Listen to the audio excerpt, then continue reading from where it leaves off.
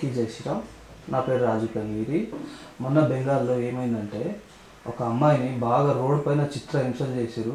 అందరూ గుంపు గూడి అవి ఉన్నాయి కదా కొండగోర్ల గుంపు మొత్తం కూడి మన హిందూ అమ్మాయిని చిత్రహింసలు చేశారు రోడ్డు మీద బెంగాల్లో.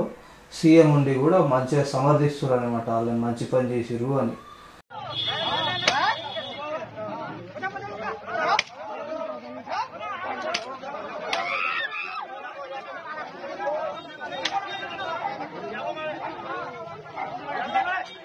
ఇప్పుడు తెలంగాణలో కూడా కొద్ది రోజులు అయితే ఆ పని జరుగుతుందేమో అని నాకు కూడా డౌట్ వస్తుంది.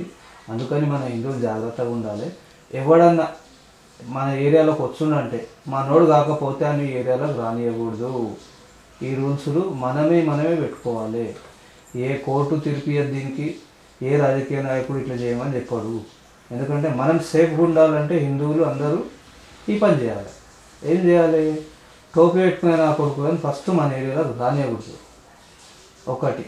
రెండు, వాళ్ళ దగ్గర ఏం కొనకూడదు. కొంటే కూడా వాళ్ళ దగ్గర ఐటమ్స్ ఎట్లుంటాయో మీరు చూడండి. నేను వీడియో చూపిస్తున్నా, ఒకసారి చూడండి. ఓకేనా? ఇప్పటికీ కొన్ని వీడియోలు చేసిన నేను.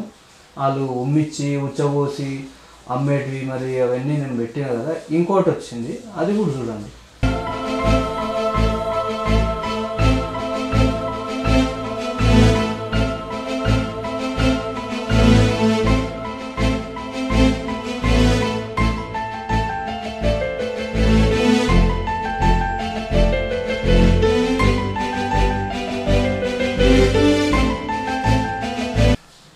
చూసిండ్రా?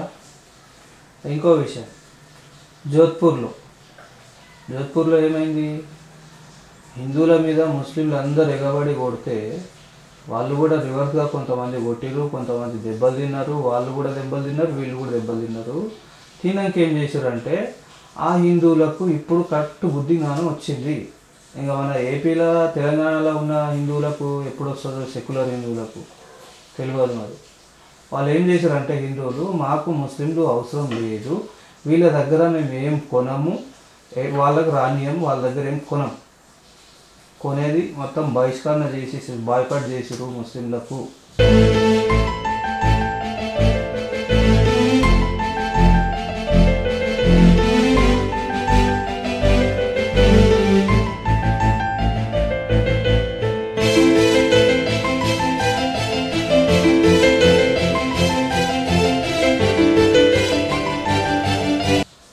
ఆడ జోధ్పూర్లో ముస్లింలని బాయ్కాట్ చేసిరు హిందువులు.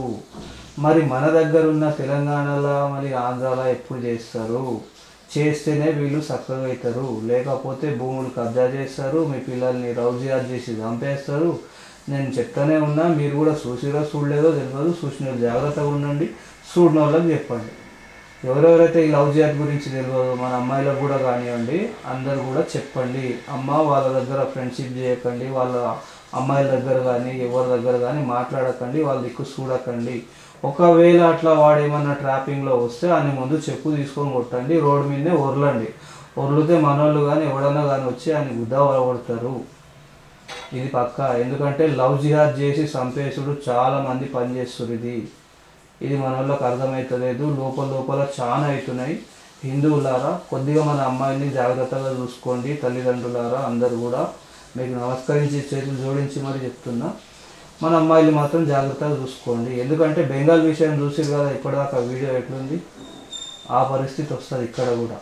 ఇక్కడ తెలియకుండా చచ్చిపోతున్నారు మన అమ్మాయిలు, ఎంతోమంది చచ్చిపోయారు. కానీ ఇంకా అర్థమవుతలే మన హిందువులకు కాబట్టి చెప్తున్నా, ఎవ్వరు కూడా కానీ ఆ ముస్లింల దగ్గర కొనేది తినేది వాళ్ళ హోటళ్ళకు పోయేది బంద్ చేయండి. వాళ్ళు లాభపడి ఏమేమి పనులు చేస్తారో మీరే చూస్తున్నారు. అందుకని చెప్తున్నా, హిందువులు జాగ్రత్తగా ఉండాలంటే వాళ్ళ హోటల్లో కానీ వాళ్ళ దగ్గర ఏం కొనేది కూడా కానీ బంద్ చేయండి.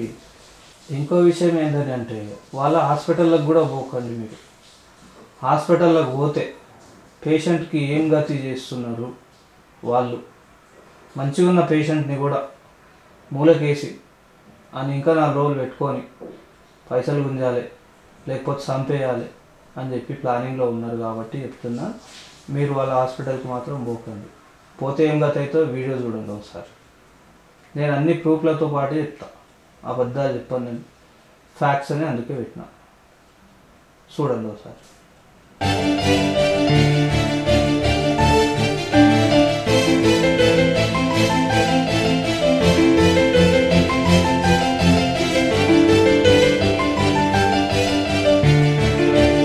ఇంకో విషయం ఏంటంటే కొత్త రూల్సులు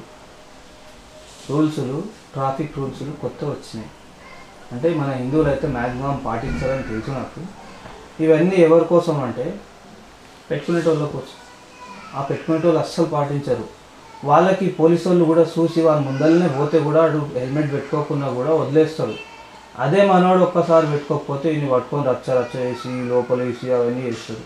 అంటే ఆ టోపీలో ఒకటి పెట్టుకొని తిరగాలి అందరు. ఇప్పుడు ఏమవుతుందంటే జమానా లాస్ట్కు అందరు ఏమనుకుంటారు అంటే టోపీ పెట్టుకుంటే ఎవడు పట్టుకోడు అని ఆలోచిస్తున్నారు. అయ్యా సార్లు, పోలీసు వాళ్ళు, ట్రాఫిక్ పోలీసు వాళ్ళు, పెద్దలు చిన్నలు అందులో ఎంతమంది ఉన్నారో అందరికీ కూడా దయచేసి నమస్కరించి చెప్తున్నా, టోపీ పెట్టుకున్నోనికి ఎవరు కూడా మ్యాక్సిమం పట్టుకోరు. ఎందుకు అట్లా? అదే మాకెందుకు పట్టుకుంటారు మళ్ళీ హిందువులకు? ఎందుకు? మేము కూడా టోపీ పెట్టుకోవాలని మీరు కూడా దాన్ని సపోర్ట్ చేస్తారా? మరి అట్లే అనిపిస్తుంది ఇది. ఇంకేమని చెప్పండి. ఈ రూల్స్, కొత్త రూల్స్ అన్నీ పెట్టి కరెక్టే, అది అందరికీ పాటించాలి కదా, అందరు చేయాలి కదా. అట్లా చేయడానికి వదిలేస్తారు, చేస్తూనే పట్టుకుంటారు మీరు. ఇంకేం లాభం మీరు ఎన్ని రూల్స్ తెచ్చినా? నేను ఎంతోమందిని చూస్తుంటా, నంబర్ ప్లేట్లు ఉండవు కరెక్ట్, నంబర్ ప్లేట్ ఉన్నా నంబర్ గీకి ఉంటాయి. అవి వాళ్ళు కొన్న బండ్లా లేకపోతే దొంగ బండ్లా తెలియదు. అదొకట. ఇంకోటి, బైక్ మీద ముగ్గురు నలుగురు పోతుంటారు, 16 మంది పందులు పోయినట్లు పోతుంటారు, వాళ్ళకు కూడా పట్టించుకోరు. ఇంకోటి, హెల్మెట్ ఉండదు, పట్టించుకోరు. రాంగ్ రూట్లో బొచ్చేడు మంది పోతుంటారు, రాంగ్ రూట్లో పోయేది కూడా బొచ్చేడు మంది ఉన్నారు. పోలీసు వాళ్ళు మీరు చేస్తే అందరికీ ఒకటే రకంగా చేయండి, లేకపోతే వదిలేయండి. పెడుతున్న రూల్స్లు ఖాళీ పాస్ చేస్తాం, అది చేస్తాం, లైసెన్స్ లేకపోతే 1000 రూపాయలు, రాంగ్ రూట్ పోతే 2000, ఓవర్ స్పీడ్ కొడితే 2000, ర్యాష్ డ్రైవింగ్కి 5000, హెల్మెట్ లేకుండా పోతే 1000, 3 నెలల జైలు శిక్ష, అంబులెన్స్కి దారి ఇవ్వకపోతే 10,000 ఫైను. మైనర్లు అంటే చిన్నపిల్లలకు, ఏజ్ లేని పిల్లలకు బండ్లు ఇస్తే 25,000 ఫైను, 3 నెలల జైలు శిక్ష. ఇంకోటి, కార్ డ్రైవింగ్ చేసేవాళ్ళు సీట్ బెల్ట్ పెట్టుకోకపోతే 1000 రూపాయలు. ఓవర్లోడ్ అంటే లారీలకు దానిలోకి వస్తుంది, వాళ్ళకు కూడా 20,000 పెట్టేసి. సిగ్నల్ జంప్ చేస్తే 500. అది ఇవన్నీ ఉన్నాయి కథలు. హైదరాబాద్ ట్రాఫిక్ రూల్స్లు ఇవి, కొత్త చాలన వివరాలు, అది కథ. లైసెన్స్ లేకుండా నడిపిస్తే 5,000, లైసెన్స్ లేకుండా నడిపిస్తే 5,000 అంట. ఓల్డ్ సిటీలో పోతే ఆ 1000 మందిలో 4కో 5 మందికో వెళ్తుంది, వాళ్ళకి మాత్రం ఎవడు పట్టించుకోడు. వీళ్ళకి పోవాలంటేనే ఇది పడుతుంది. పోలీసు వాళ్ళని కూడా కొడతారు కదా వాళ్ళు, అందుకని వీళ్ళు పోలేరు. వాళ్ళ దగ్గర ఎగడం వీళ్ళ వల్ల కాదు. మేమైతే అన్నీ ఫాలో చేస్తాం, మా దగ్గర అన్నీ ఉంటాయి, లైసెన్స్ ఉంటుంది, ఆర్సీ ఉంటుంది, బండి అన్నీ ఉంటాయి, కాబట్టి మాకేం టెన్షన్ లేదు. ఆ ఓల్డ్ సిటీలో పోతే మీకు కనీసం ప్రతి ఇంట్లో 3 బండ్లు వెళ్తాయి, లైసెన్స్ లేని, ఆర్సీ లేని బండ్లు, లైసెన్స్ లేని డ్రైవర్లు వచ్చే మంది ఉంటారు ఆడ. కానీ ఆడ మీకు పోవాలంటే కష్టం, మీ వల్ల కాని పని కూడా. ఈ రూల్స్లు పెడితే అందరి కోసం పెట్టండి అని అందుకే చెప్తున్నా సార్ నేను. ఇది అస్సలు మరవకండి. రోడ్డు మీద ఈ మధ్యలో పందులు ఎక్కువ ఎగబడుతున్నాయి. రోడ్ల మీద అడ్డం వచ్చిన పందులు ఒక్కొక్క ఇంట్లో 16 ఉంటాయి, మన ఇంట్లో అయితే 2-3 ఉంటాయి. కానీ ఆ పందులన్నీ వచ్చి మన మీదనే పడుతున్నాయి. ఏడో రాంగ్ రూట్లో వచ్చినా మన మీదనే పడుతుంది. అటువంటిప్పుడు మీరు కొట్టకండి, అని చక్కగా 100 నెంబర్కు డైల్ చేయండి, ఆ పోలీసు వాళ్ళు గిఫ్ట్ వేసేయండి. ఒకవేళ వాళ్ళు రాకపోతే మీరు కొట్టండి, ఎందుకంటే వీళ్ళు కూడా వచ్చి ఏం చేయలేరు. కొంతమంది, అందరు పోలీసు వాళ్ళు అట్లా ఉండరు. కొంతమంది పోలీసు వాళ్ళు ఏం చేస్తారంటే చల్లరా బాబు చల్ అంటారు, వదిలేస్తారు. వాళ్ళని చూడంగానే వీళ్ళకి ఏమవుతుందో తెలియదు, కానీ వాళ్ళని అయితే వదిలేస్తారు. టోపీ కనిపిస్తే చాలు అని పేరు కోరిక. మళ్ళీ ఎందుకంత భయపడతారు? పోలీసుల ఆ డ్రెస్లో ఉంది, ఆ డ్యూటీలో ఉంది, మీరే భయపడితే మరి మేమేం కావాలి? సార్లు మీరే అట్లుంటే ఎట్లా సార్? మేమేం గతి కావాలి మళ్ళీ? అందుకే గొడవలు అవుతున్నాయి సార్. వాళ్ళు యాక్సిడెంట్లు చేసిపోతున్నారు, రాంగ్ రూట్లో వచ్చి కొట్టేసిపోతున్నారు, ఇవన్నీ చేస్తున్నారు. అయినా మీరు పట్టించుకుంటారు వాళ్ళని, మా మీద ఎగబడతారు మీరు కూడా. ఎవరైతే రూల్స్ ఫాలో అవుతారో వాళ్ళనే వచ్చేస్తారు మీరు. అది ఆ రూల్స్ ఫాలో కాని అసలు పట్టించుకోరు. ఆ దగ్గర పోవాలంటే ఆయన ముందర చూసి కూడా వదిలేస్తారు. ఇక్కడ తిరుగుతారు. అప్పుడు ఆడికి నుంచి పోతుందంటే ఇక్కడ తిరుగుతారు. మొబైల్ ఫోన్లు చేతిలోనే ఉంటాయి. ఫోటో తీయలేరు అప్పుడు మీరు. ఎందుకట్లా అంటే ఆడొచ్చి మీరు కొడతాడని భయమా? జై హింద్.